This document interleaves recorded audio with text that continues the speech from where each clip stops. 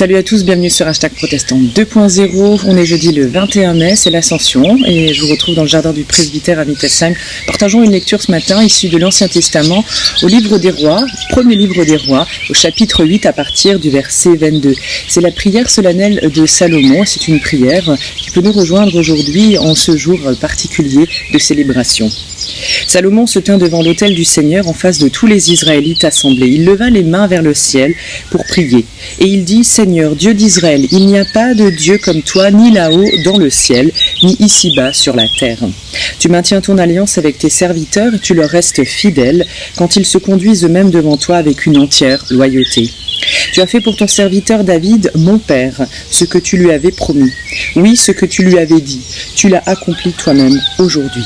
Ainsi Dieu d'Israël, réalise maintenant, je t'en supplie, cette promesse faite à ton serviteur David, mon père.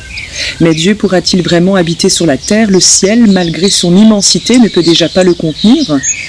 Encore moins ce temple que j'ai construit. Pourtant, Seigneur, mon Dieu, tourne-toi vers moi. Entends ma prière suppliante. Oui, écoute l'appel pressant que je t'adresse aujourd'hui. Alors Dieu est si grand et en même temps il est si proche à la fois. On ne peut pas enfermer le Dieu créateur dans un coffre, dans un bâtiment, dans un temple, dans une église. Sa grandeur est bien au-delà, mais le temple originel, en tout cas, on le comprend ici à travers ce livre des rois, le temple sera en tout cas le lieu de la relation privilégiée entre Dieu et son peuple. À l'instant même où Dieu va se manifester dans sa présence, qui est glorieuse, Salomon va alors exalter la grandeur du Seigneur. Celui qui habite dans le ciel, dit-il. Qu'y a-t-il alors de plus extraordinaire que cette écoute bienveillante, celle du Seigneur à l'égard des hommes? Je vous invite à la prière avec cette prière issue d'un mystique rénan du XVe siècle, peut-être la connaissez-vous. Elle nous rejoint en ce jour d'ascension et elle nous dit que le Seigneur a besoin de nous. Christ, tu n'as pas d'oreilles, tu n'as que nos oreilles pour entendre le cri de nos frères.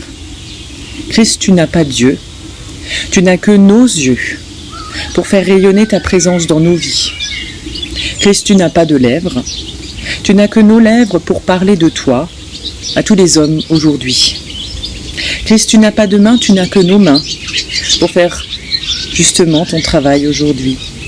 Christ, tu n'as pas de pieds, tu n'as que nos pieds pour accompagner les hommes sur ton chemin.